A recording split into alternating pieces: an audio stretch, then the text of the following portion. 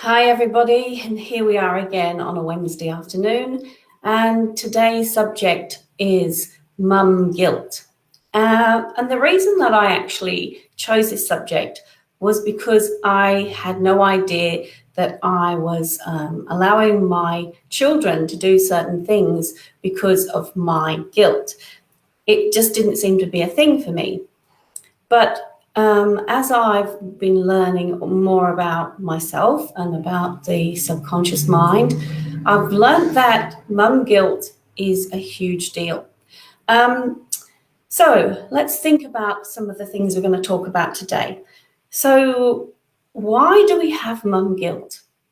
And the reason is because of our belief system, number one. Number two is because we often need to be needed as a mother. And when the children start to grow up and start to become teens, they have their own ideas and they want to do the things they want to do and not the things we want to do. But we really need to be needed, and so therefore we make it so that they can't make their own decisions. Number three is because we like to take control. A lot of the time it's because our teens are doing things that are, I suppose, not good for them, or they're not doing something that we want them to do to be good citizens. So therefore we want to take control, and instead of just, I suppose, leading the way, we tend to push and they feel judged. Another thing is because we find solutions for them. It's hard for teens sometimes to come up with solutions to problems and to take responsibility. But if we actually are finding solutions for them and we're taking the responsibility away from them, then we're really doing them no favours. We're just making ourselves feel better. So I'm Benetta Wainman, and I'm a hypnotherapist. And why I'm talking about these things is because my teenager had terrible anxiety, which led to depression, which led to many things going wrong in our lives. And so I'm just trying to help any mothers out there and any teenagers to overcome anxiety, depression, and the things that lead us down to, I suppose, bad places in our lives. And that's both for mums and our children, because if something's wrong with our teenager and they're showing the signs that they're not coping well, then life can become extremely disruptive in our household. It becomes as though it's, the harmony and the calm just flies out the window every time something goes wrong. So I'm here to help you to not only find solutions, but also to realize why things are happening and to help both you and your teen get through these very difficult stages in life sometimes. So let's have a think about our needs and the needs of our teenagers. The needs of our teenagers. First of all, they need reassurance and guidance. So, if things are going wrong, they need to be guided. But if their things are going right, let's give them reassurance and tell them that things are going well. And I've got something that's come across here. Do you come across parents who feel guilt because their child doesn't turn out the way that they should? Exactly, yes. What happens is we have these, I suppose, preconceived ideas of how our children should behave, how they should look, how they should react. And it's often because we want them to do those things, right? Unfortunately, teenagers have their own ideas on life, and particularly in this day and age, because I'm sure if you were born around the same time as me, you were told that teens or children should be seen and not heard. They shouldn't have opinions on things. They should just do as they were told. However, of course, we are now living in the 21st century, and that really is something that doesn't happen very often these days. Teenagers do want to be seen and do want to be heard, and they have a lot to say for themselves quite often. Some of those things we don't like. As parents and as the adults in their life, we expect certain things to happen. And when they don't, then we get into arguments, and there's quite a lot of, I suppose, unrest and unharmony in the household. Quite often this, this can continue unless we see that sometimes our children just want to be who they are. So I'm just going to go through a couple of things which, as I said, they need reassurance. They also need some strategies to follow when things aren't going so well.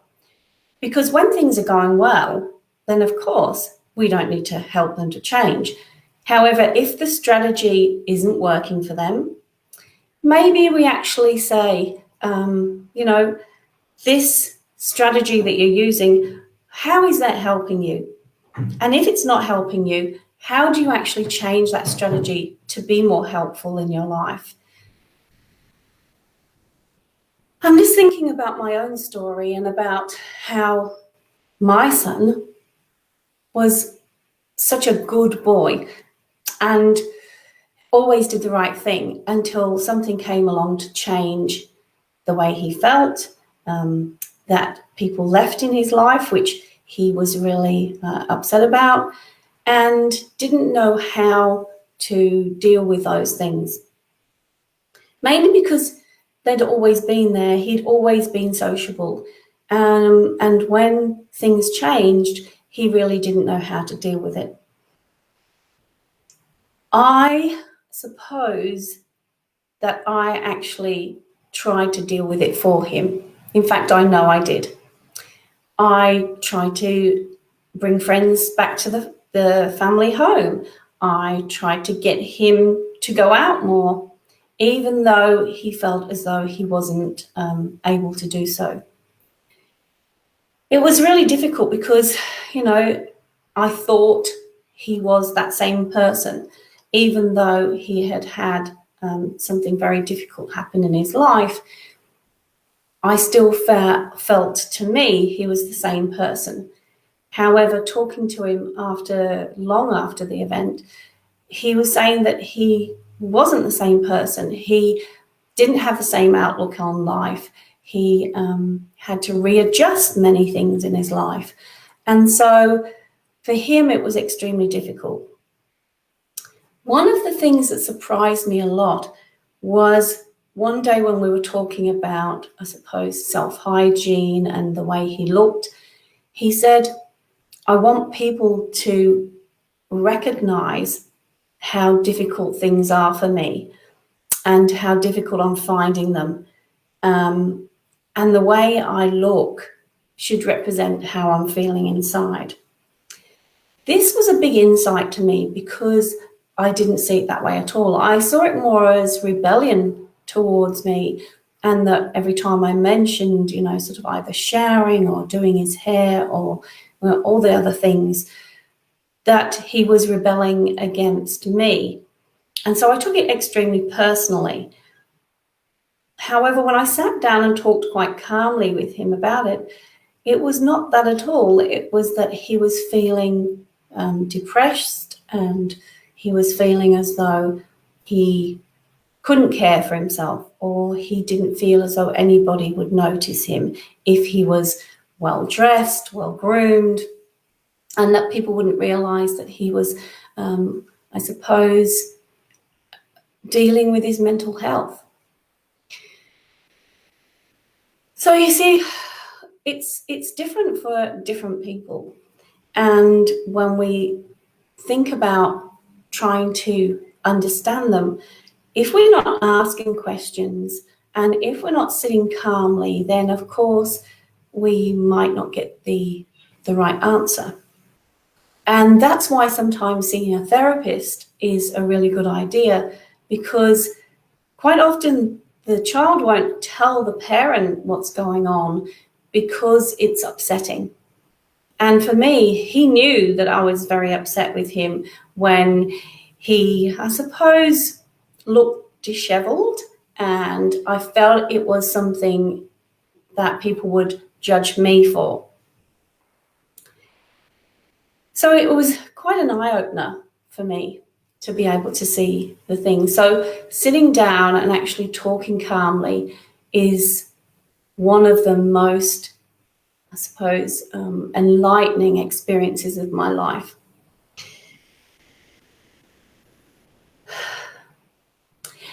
When we talk about being calm, it's very hard in certain situations to be calm. That's why I'd love to offer you just 5 minutes or 10 minutes of calm by listening to a download that I offer you free today. And if you'd like to put calm into the comments, then we will send that to you, of course. And if you'd like the notes from today, because there's quite a lot of content in the notes that might resonate with you, then please write notes in the comments. And anybody who you'd like to share this with, or you'd like to tell them about how we're talking about definitely different things concerning our teens, then please, that would be wonderful. I would love that. So let's talk more about how also we can look at things in a different way. So we've talked about reassurance, we've talked about strategies, and then how to find solutions. Our teens are still growing their solutions part of their brain. So therefore, they aren't always in touch with themselves or the things they do unless we actually say, okay, let's sit down together and see if you can find a solution for what has happened. The solution might be, okay, I'd like to go and see a therapist. Or the solution might be, I'd love to have friends, but I don't know how. Or the solution might be, let's talk to the school, or let's spend more time together. Because one of the things that I find with our teens is that they are torn. They want more time with us, but they also don't want to be seen with us, which is really crazy stuff, but that's how their minds are working. And they're trying to work out, are they adults or are they still children? Can they still be sort of like with us and have good times, or are they actually like going out on their own? And I've got a question here. Steph says, thanks for sharing. I'm all about sharing, Steph. Absolutely, because we're in this together, right? Anyone who has children or has had this happen to them, really, we need to stick together and we need to be sharing these things so that we can help whoever, because I really never want anyone to go through this process alone like I did. One of the things, of course, is not only with mum guilt, but also with feeling as though we're being judged by people. And if we tell others about our problem, that we'll be judged. You know, you see it all the time, don't you? How people judge us as mums. However, I think if we can actually not bear all straight away, but let people know that they're not alone, that they're not alone in this, and that it happens to so many of mums. And so many teens now these days have anxiety around certain things like their body image, about, should they be, I suppose, showing other people who they really are, for fear that they will later on be caught out and those people won't really be their friends. They'll just be there to ridicule them and to judge them also. So there's a lot going on for our teens, isn't there? Particularly right now with COVID, as to what does tomorrow hold? What does the future look like? And to be honest, as a parent, we can't actually tell them. We can just say that nothing stays constant. So therefore, let's just do what we can today, and whatever comes up tomorrow, let's find some resilience and flexibility so that we can I suppose, deal with each day as it comes along.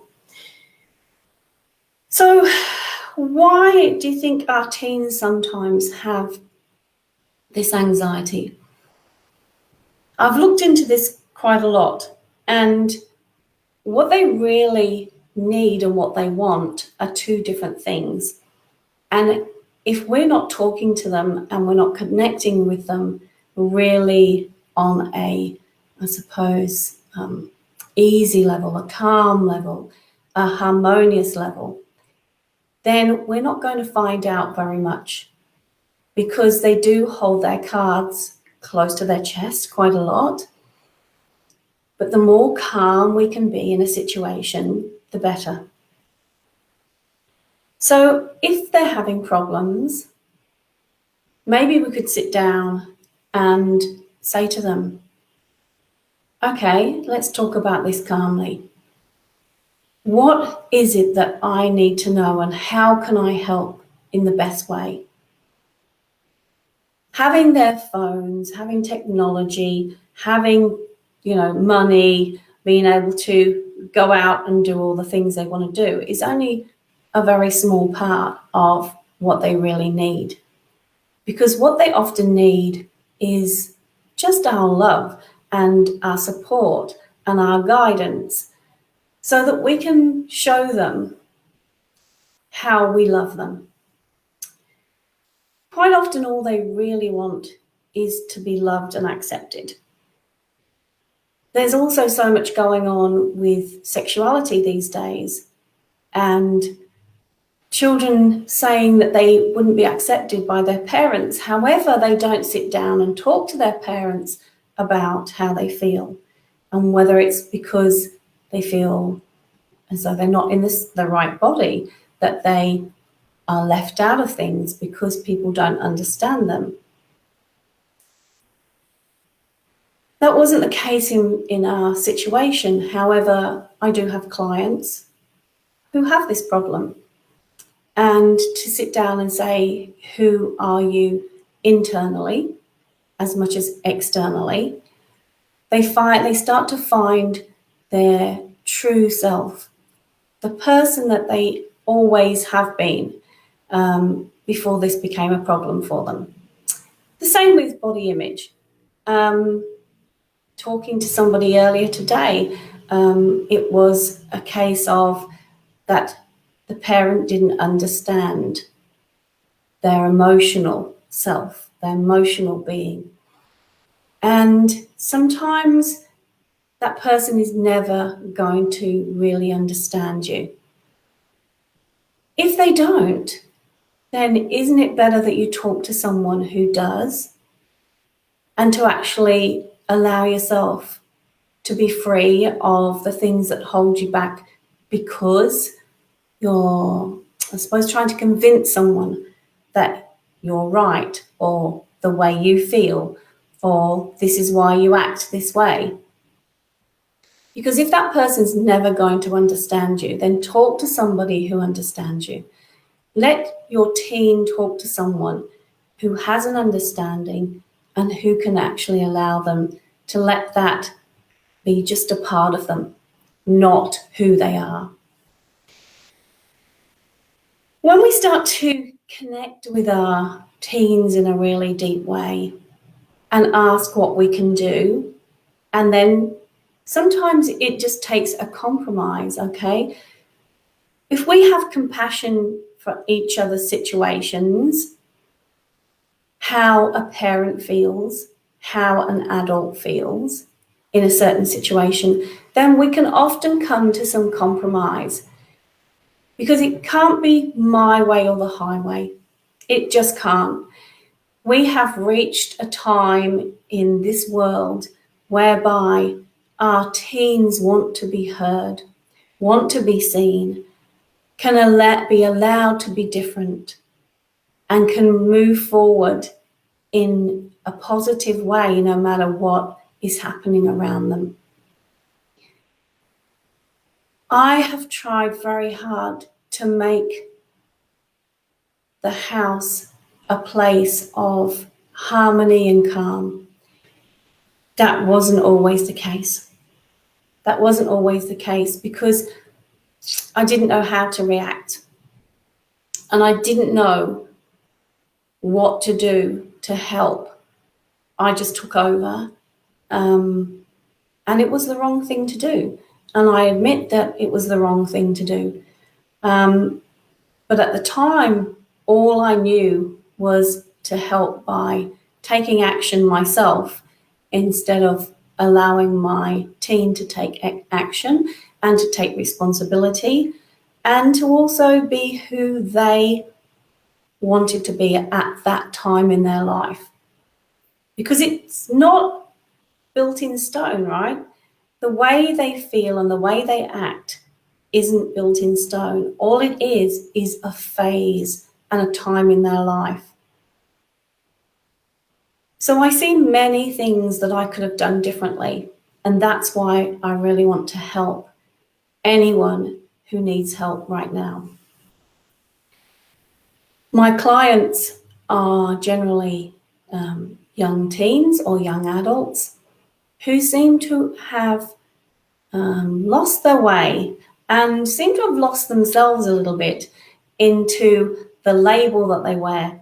And the label they're wearing as an anxious teen, as a depressed teen, as someone who needs psychiatry, because they start to believe that they have a mental health problem that can't be fixed unless they are medicated, unless they're hospitalized. However, if you actually have a program whereby they start to understand themselves, start to be more calm, start to realize that that label is just a label that they're wearing for the moment, for this moment in time, then they can start to realize that they can move forward. Leaving that label behind was the biggest breakthrough ever. Being able to say that's how you were right then at that time. This is how you were because these things were happening around you and to you, and you couldn't control them. That is the biggest breakthrough for most of my teens, is that they can realize that this is a moment in time. This label that you've been given is because this has happened, and this has happened. It's a circular response from thoughts to emotions to bodily reaction.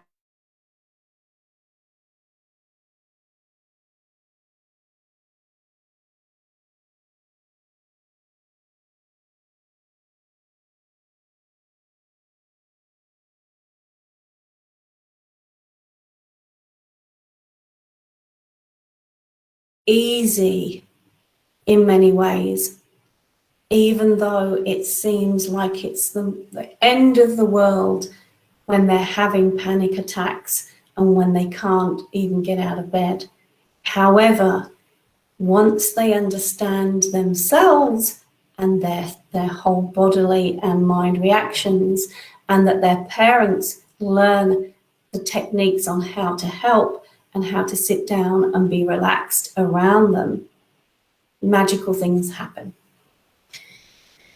So as I say today, we think that our children need technology, that they need the best things, that they need therapy, that they need all the things that we think they need.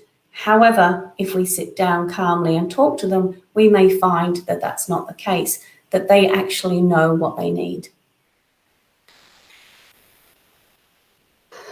Yes, I'm just reading a post here, and it says, that it can be the saddest and I suppose, the most difficult thing in life if you have a teen who at one stage was an amazing social person, and that all of a sudden they become anxious about absolutely everything and start having panic attacks.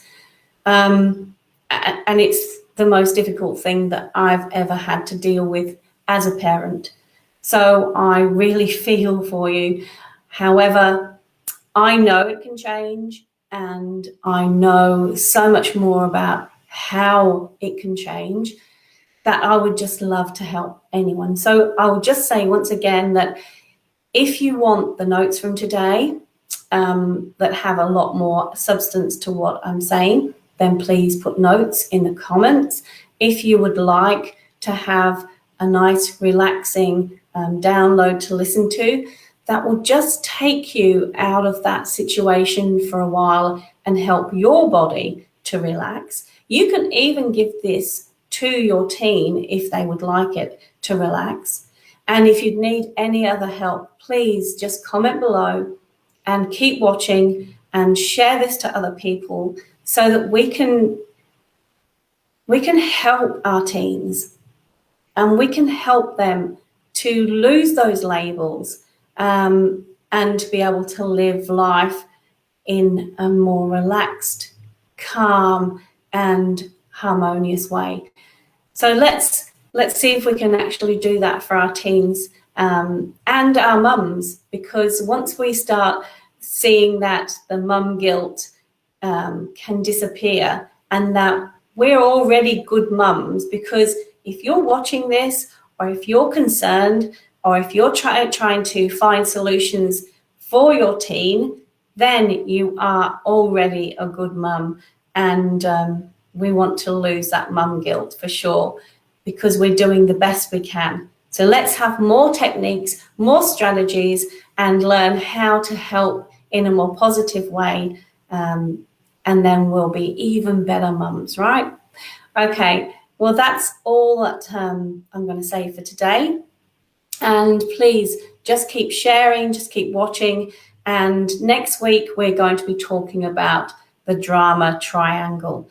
And that's so important to learn not only about the drama triangle and to know whether you're already in it, which you possibly are, because I was, but also how to break away and to move forward.